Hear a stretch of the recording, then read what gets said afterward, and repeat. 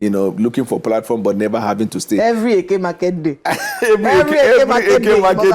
So, the president understands party structure. He has always emphasized respect for party leadership and structure.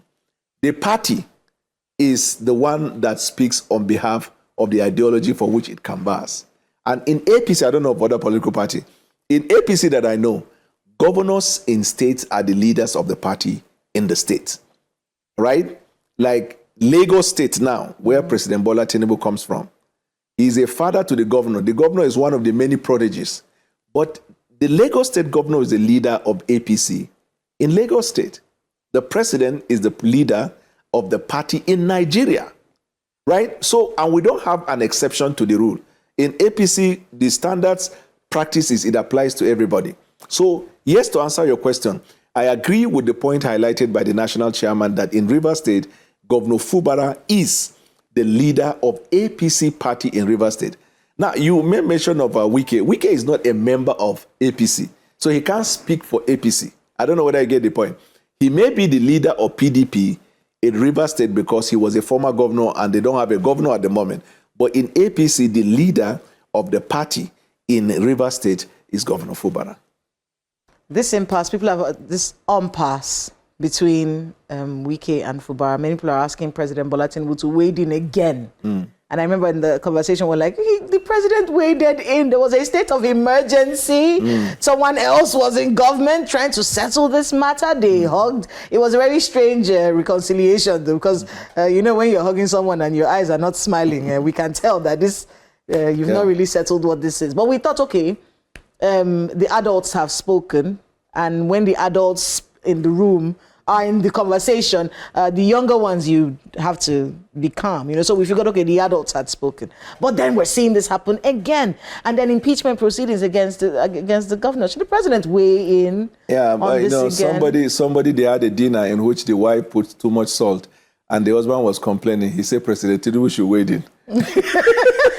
So that's how Nigeria is now. Somebody drove and then they overtake and another person stopped. The president has the truth. I think we are running a monarchical government. President believe in the rule of law and a rule-based practice, right? With respect to the party affairs, what the national chairman said is the position president sticks to because he respects party procedure. Wike is afraid that he's going to be used and dumped. Or at least some people say that Wike may be used and dumped by this government. And he has done quite a lot for this administration. I don't think it will lie. You say he has done a lot in the administration. So also he was given that privilege a lot in that administration. I mean, we have had people who complain that as a cabinet member, Wike enjoyed more benefit than anything. When you leave a treasury single account. He delivered more than most. If they are given the resources that he has and unfettered access, they will do more. So Wike has been adequately compensated. You see, the president believes in compensating people. Compensating people not at the expense of the interest of Nigeria. You have to understand President Bwala Tinibu. He will give you latitude. He will give you privilege, but not at the expense of what is the right thing to do. Now, when you cross that line, nobody will tell you. You will know. So the matter between Wike and Fubara is already handled. Handled in the sense that you ask the question, who is the leader of the party? In this case, we say is the governor. If you want the president to travel to Rivers and then carry a microphone and say is the governor. No, to sort out the impeachment, maybe. No, for the impeachment procedure is consistent with the practice of law, right? Okay. And the requirement. And then the governor will deal with it. There have been orders of court that stopped the impeachment, right? The party is clear. Nobody should stop Fubara from governing the state. And that one should be clear to everybody, that the party sticks with the leaders of the party in their respective state. Okay. In fact, the president even respects the right of a state in which a PDP governor is a governor. And maybe somebody, APC, wants to disturb him. He believes that the governor should be allowed to govern the state. Okay. That is his disposition. That's his approach. Julius Abure says he's going to appeal this judgment from the Federal High Court. If the Labour Party gives that ticket, if somehow Peter Obi comes back to the Labour Party... Don't call if. What do you mean don't call if? He's in ADC right now. No, he's in the Valley of Decision. Let me tell you this. The Labour Party is giving the ticket to Dati. So Peter Obi doesn't stand a chance of getting... No, if he doesn't get the ticket in the ADC and Atiku gets that ticket... He will never get the ticket. He may have to come back to the Labour Party. He will never get the ticket in ADC. Okay, so he might come back to the Labour Party. And my point was, if he comes back to the Labour Party and Dati, who you said you're going to give it to, acquiesce to his former principal, have you says, Labour, he comes back, gets the ticket from Labour Party and runs. Is the Tinibu administration ready for Peter Obi 2.0? No, Peter Obi is not going anywhere. Even our governor in Lagos is better than Peter Obi. But what I'm saying is, if you look at the last press statement by the Labour Okay, then the truth comes out. One, your credibility is shattered. And two, you've made a fresh set of enemies. Those who were mourning the death or kidnap of their loved ones because you didn't show empathy. Then a few days later, you're asking for the loyalty and patriotism of these same people. Good luck with that. Meanwhile, the presidency is still blaming Ipob for originating what they're calling the Christian genocide propaganda in Nigeria. A propaganda which allegedly necessitated the payment of $9 million to a U.S. lobbying firm to manage perceptions of its response to violence against Christian communities. And then there's the New York Times article about Emeka, a screwdriver salesman who, the paper says, was the source behind the intelligence used in collaborations, this collaborative attack in Sokoto last December, just last year. Then we have politics. We've heard where the APC stands, but where does the presidency stand in the River State drama? My guest mocks Peter Obi every Eke Market day for changing parties frequently and has said he will not get the ADC ticket. But a federal high court in Abuja has said that Nanadi Sambo's led Labour Party is the substantive one. And we all know how close that faction of the party is to Peter Obi. They may take him back if he doesn't get the ADC ticket. Is the Tinibu administration prepared for Tinibu versus Peter Obi 2.0? Daniel Bwala, presidential spokesperson, joins us tonight on Hard Copy.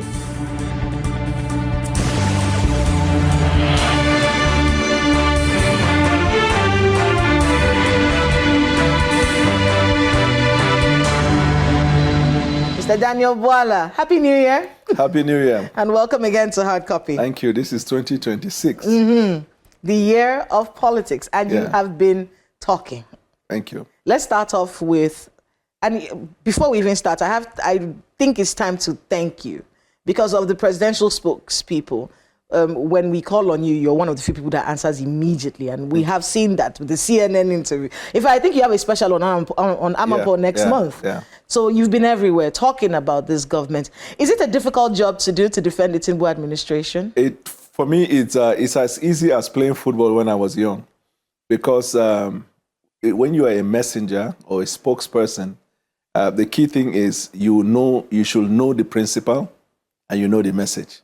If you don't have knowledge of the principal, understanding his body language, because there are times you will be called upon to react to issues when you have not yet met him, to know what his opinion is. Yes. But if you have studied him enough and have had considerable time with him, you will have an idea of where he stands. Every given time that you have to talk to the people in the media, remember, you're not talking to them, you're talking to Nigerians. So let's talk about this Christian genocide propaganda. That's what you've been calling. I watched a video from you recently. And even though I got what the message of the video was, it kind of rubs off a little harsh on the people who have considered themselves or who are victims of what they believe to be a genocide against them. Because I engage with the large communities of interest in respect to this field, I can tell you that authoritatively that most of the times when you hear the victims expressing such frustration, they're expressing what they are told to believe that it is a Christian genocide. The concern of people who are victimized is to end that insecurity. It's for them not to have their families killed. So you think someone is taking advantage of their grief? Yes. Sure. To what end? I just told you about the amplification by IPOB that the killings in Nigeria were motivated by religious sentiment. Take, for example, you mentioned Yelwata. if you as journalists do a little more of investigation, you'll find that there are conflicts in that part of the country that sometimes has been between members of the same clan. Community, true. Yeah, communal Over the problem. years, yes. But the picture portrayed for every insecurity in that place is a genocide against Christians, because it's convenient to say that because the people in that state predominantly are Christians. So take, for example, if you apply this same case scenario with a place like Zamfara, where you see killings as well in similar proportion, right? Or even if it is not as voluminous as that one, in this case, but it's similar. Why are they not saying there is a genocide of Muslims? You get the point? I understand. Because it is still killing, and the larger population of those who are suffering there as there. But if you don't tag a name that will be politically suitable to drive an agenda, then you cannot get international attention. Is it an agenda that has cost the government $9 million? You see, first of all, it's not even $9 million to begin with. And then secondly, it is really intriguing that even the opposition, I heard the other day, the new spokesman for the ADC, who sometimes says something before he thinks, now came up and said that engaging lobbies is wrong and all that. He may do well to ask his principal. If there's anybody who believes in that concept very well, it's his principal. But just so we're clear, these lobbyists were engaged by the Tinibu administration. Sure. You say it's not $9 million. Some people say it's 4.5 million, but it's renewable every 6 months. Those who have seen the document registered with the Department of State can tell that. But what is the key issue there? The key issue is what we call practice and procedure, right? In the United States of America. There are partner countries, like, for example, the United Kingdom. You look at the state of Israel, and you look at most of these advanced countries. They have lobbyists in Washington, D.C. On behalf of their government. Wouldn't it have been easier to get an ambassador? What's the hold up? So in the UDC, in England and the rest of the world is different, but in the United States of America, the way it runs, even with the U.S. citizens and government, they still engage lobbyists. So even if we had an ambassador, we would still need lobbyists. All countries that are relating with the United States that have lobbyists have ambassadors. So are we getting the bang for our buck? Is our money working? Definitely. The journey started with the presidential directive for me to go and engage with the Western world, if you recall. And we achieved marked success, which brought us to the table. And then in order to further that conversation, it came up with these dynamics. But before then, it was not like that. And we knew it. How did we know? For example, in those days, anything that happens in Africa, the Western media rely on correspondence they have in those countries or sometimes third-party information. And they blow it. And oftentimes, agenda is driven along that line. And President, in his usual wisdom, he now felt nobody can tell the story better than us. And he said, go and speak to the Western media. And I can tell you, because if you check CNN, Reuters, Washington Post, Wall Street Journal, AP, BBC, Sky News, all of them, as soon as we return, because of that engagement, their findings is that they agree with us. Has the New York Times ever reached out to you? Yeah, they have. Sure. Yes, under the Tinibu Because the story that we're getting from the New York Times, and for those who don't quite know how we owe the magazine people, I always had a copy of the New Yorker with me, which is different from the New York Times. Right. So the New York Times came up with this, and the New Yorker just finished celebrating the anniversary, by the way. But back to the New York Times, they did this crazy story that I'm still scratching my head about this story about Emeka the screwdriver seller. No, it's not a story. Is this real? It's real. Let me tell you. But the argument that people have had is that this was poor journalism on the part of the New York Times. Why?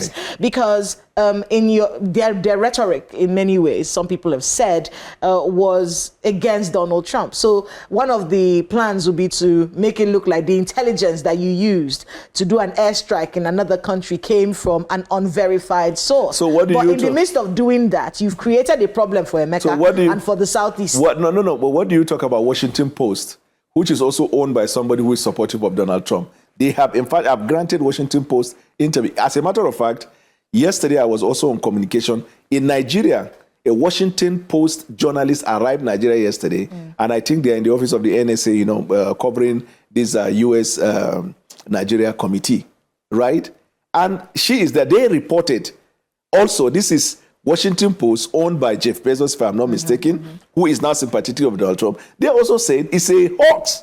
So you see, they say the Christian genocide is a hoax. Yes, they said there's no evidence to substantiate. Is it that you agree with the New York Times story that the concept was from? It's not only I agreed. I had said it before them. All you need to do is look at the interview I granted Seun Okimbaloye. You have it in your archive, in which I came with the report of the IPOB.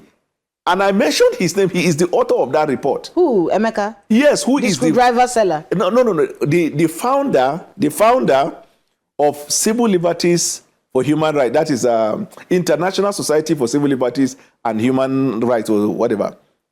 It is that organization that the New York Times referred to. It is that organization that wrote that report in August and updated it in September. It is that report. If you play the shows on any time, if you edit this program, you could have it and play, where I read out the things they said. And New York Times affirmed that, one, their sources. If you are talking about research and reporting, you have to look at data. You look at how the sampling was done. You look at how the survey was done and who are the people that provided the source information. He admitted that most of the sources from where he got the information are people he could not verify. As a matter of fact, as an organization, in his own report, I'm not talking about what we wrote, in his own report, he has little or nothing report that came from them. They were all secondary and third-party sources. Now, and then when you look at the same report and you look at his impression about IPOB and ESM from the first page to the last page, he refused to admit that there was an ESM and that they killed people in the Southeast. As a matter of fact, what he said in that same report, he said that the killings in the Southeast were perpetrated by the Nigerian security forces and under the pretext that they are saving the Nigerian people against ESM, and that because ESM is affiliated to Israel, so as to draw the sympathy of the Israeli. That was the report that Ted Cruz referred to. And Ted Cruz was the one that amplified it and got other congressmen, on the basis of which the president... But the Minister of Foreign Affairs told us that airstrike on Christmas Day in Sokoto, that the intelligence and the collaboration was the Nigerian government and the United States You're missing government. it. You're missing the point. Okay. Where are we missing this? Good. The information provided by the screwdriver or the inter-society was not what led to the strike. Was what laid the foundation for the hoax narrative that there is a Christian genocide. I see. Which started long ago, and then Nigeria was, what do you call this name? Country of designated country of particulars, and then on and on and on and on. And then we now had to sit down together with the US. In other words, we have differences. You think it's a Christian genocide. We say it is not. But we have area of agreement. You are against terrorism, we are against terrorism. So let us leave our differences and focus on where we agree, which is joint fight against terrorism, on the basis of which we then started to deep in our collaboration. And you know there was visit by the Congress delegation here. You know there were exchanges in terms of intelligence from both parties.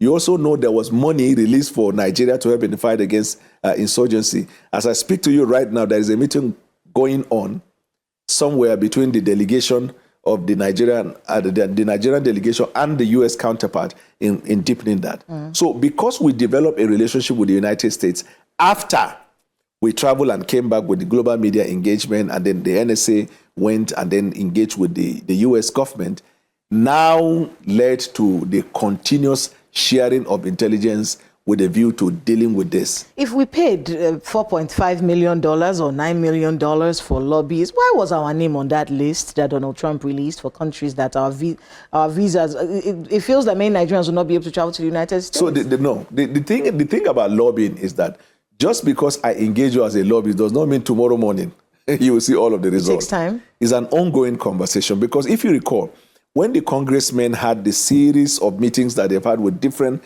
stakeholders, they made their recommendation to Donald Trump. You need to deconstruct areas that you think is not suitable to your country. So that means the lobbyists are engaging the congressmen who are primarily the lawmakers. So is it possible that at some point we'll see ourselves out of that? All of it will be out. All of it will be dealt with. Not even some.